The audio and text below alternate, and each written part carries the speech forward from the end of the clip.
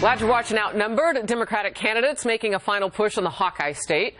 With just 4 days until the Iowa caucuses, now a new poll shows Hillary Clinton and Bernie Sanders neck and neck among likely Democratic voters there. Clinton leading Sanders by just 3 points with a margin of error.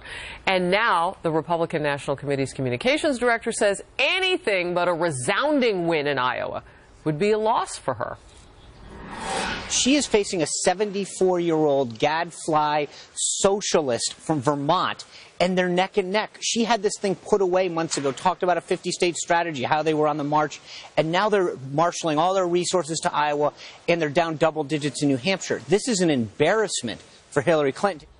It actually gets worse, because if you look ahead to polling on New Hampshire, she was leading by 4 points at the beginning of the month, and now she's behind Bernie Sanders 20 points. I mean, what is going on for Hillary Clinton? Well, I think she's a terrible candidate. I think that's more and more clear. I think her email troubles are sinking her trust factor even lower. And Sanders has generated enthusiasm. I don't understand that, but that's the reality among Iowa Democrats. So I agree. If she doesn't win in Iowa, given that she's almost certainly going to lose in New Hampshire, I don't buy the argument that there's a southern firewall for her. Oh, you don't? Why not? Because these firewalls, I keep hearing about these firewalls and presidential nomination contests. They never work. She's got to win early. And if she doesn't, I think the whole dynamic in the South begins to change. So why does she have to win big, though, Andrea? I mean, is that necessary? What does that say? In football, a win is a win. It's a bit of a talking point. And you expect the party infrastructure to do that. And they want to raise the bar. Hillary Clinton wants to lower the bar. This is a game of managing expectations. She has traditionally not done well in Iowa. We know this. Although Ambassador's right, she's the one that was supposed to be the presumptive nominee, the coronation for Hillary Clinton. But I say don't count her out. Even if she loses Iowa, no one ever expected her to win New Hampshire. Would it be bad for her? Yes. But all of this is bad. The email scandal, she's not a bad candidate. She cannot keep her story straight. However, she has got a lot of superdelegates in her corner. And on the Democratic side, that is what matters. So again, I do not count that woman out. Yeah, and I mean, you hear the discount for Bernie Sanders that, well, New Hampshire's right next door to his home state of Vermont. And so we can lean in that direction. But the superdelegates that Andrea is talking about, you kind of take everybody, all the American voices out of this in a way, and you look forward to the convention. Not that they were not represented there, but we saw the Clinton machine get run over, rolled over by the Obama campaign. So we know for a fact that she is not unbeatable. She is beatable. I think that I'm still very surprised that they chose her. I agree with you. I think she's a horrible candidate. I think every good candidate, every winning candidate has some combination of three things: likability, authenticity, and charisma. And if you look at all the other candidates that are doing well, they have that in some degree. I feel like she has none of that. I've never understood the rationale. What about fresh ideas? Because that's where I think President Obama was going when he said we needed new car smell. But her supporters say that she has got the experience as far as the #1 concern of the voter, and that is foreign policy right now, that she's got the experience, and her supporters will stick by that. But hey, if things are getting this close, and when you look at and feel the momentum on the Democratic side, where is it? It's Bernie Sanders. And Hillary Clinton is having to play the defense in a way I don't think she or anybody in her campaign predicted this early on. She didn't learn the lesson of 2008, which is that Barack Obama consistently out-organized her in the caucus states. So here comes Iowa. It's the first state, hard to miss. And apparently he's out-organizing her. So I think that's a demonstration that deep down she does have trouble. And I'll just say one thing. She and her husband were a year ahead of me in law school. And on the three factors that you mentioned of likability, authenticity, she hadn't gotten any better with age. Goodness gracious, drop that mic. Well, you know what? If you contrast the visuals, too, you talk about getting out in Iowa, and her news releases will go out on how there were 25 people in a room that she'll say it. I got to sit down with 10 young people. I mean, her numbers tell a story, but her enthusiasm, too. Did you see, of course you did if you were watching Outnumbered, Bernie Sanders outside the White House after meeting with the president.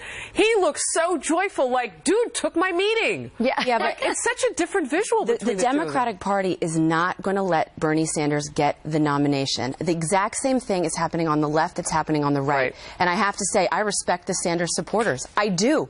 I respect the Trump supporters. They're bucking the establishment. They're bucking that dynasty of the Clintons and the Bushes and the establishment.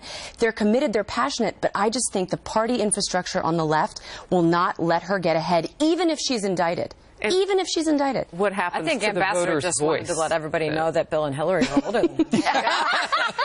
And you look nice. By several years, in fact. All right. All right. Well, as Hillary's email scandal continues to dog her campaign, the Democratic frontrunner appears to have to change tack with her defense.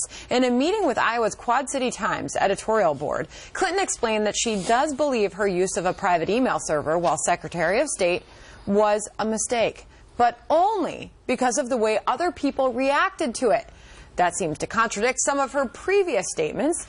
Hillary, in her own words, on why, in hindsight, she should have used two different email accounts, one for business and one for personal use.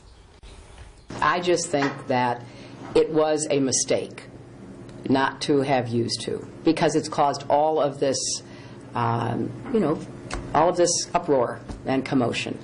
The fact is, I sent all my work-based emails to state.gov addresses, so they were in the system, and so there was no, there was no break in what would have happened if I'd been doing it from a separate email account. And so at the end of the day, I think it's kind of a wash, but it was a mistake, because who wants to put people through all of this? I don't want to go through it. I don't want to put, a lot of my friends through it, so it was a mistake.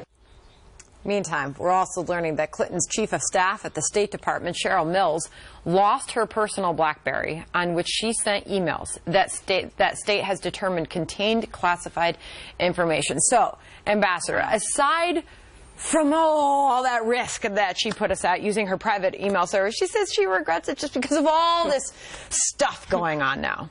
Well, I'm sure that's right. I bet she regrets it a lot. But the fact is, what she did has caused just incalculable harm to the national security. And I tell you, if I had done that in one of my various incarnations in the State Department, I'd be wearing a yellow jumpsuit already. I think that, we hear a lot of political spin about the email controversy, what she did, what she didn't do, leaks from inspector generals and those mean Republican committee chairmen. This entire discussion is utterly irrelevant. There's only one thing that matters, and that's the FBI special agents and Department of Justice prosecutors who are considering whether to seek indictments on violation of national security statutes, obstruction of justice and perjury, and third, as Fox itself, through Catherine Herridge, found out, public corruption allegations. There are three separate lines of inquiry here. She's in deep trouble, and ultimately we'll find out when they convene a grand jury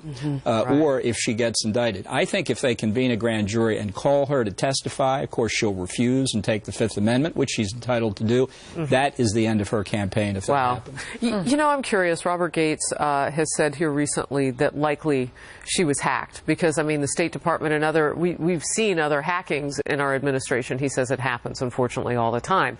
So with regard to the enemies and what they might have seen, what's your greatest concern? Well, it goes beyond emails. If the FBI has been able to do forensics on that server, they'll know whether foreigners have gotten into it. But beyond that, the use of an unclassified BlackBerry or an iPad, these are instruments which a foreign service can take control of and use as a microphone to pick up your conversations. This is why when you go into a secure classified information facility, you put your cell phone in a metal box outside.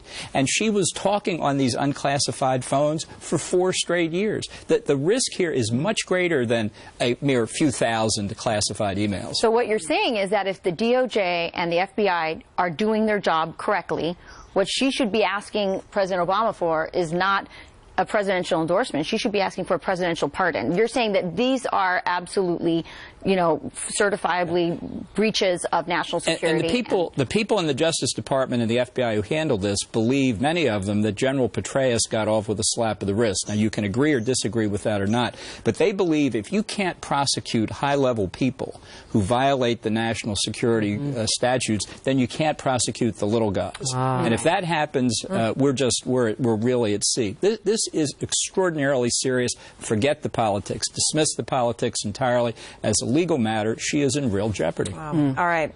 All right, well, this should keep some people awake at night. More than 1,000 badges and nearly 200 guns lost or stolen at the Department of Homeland Security.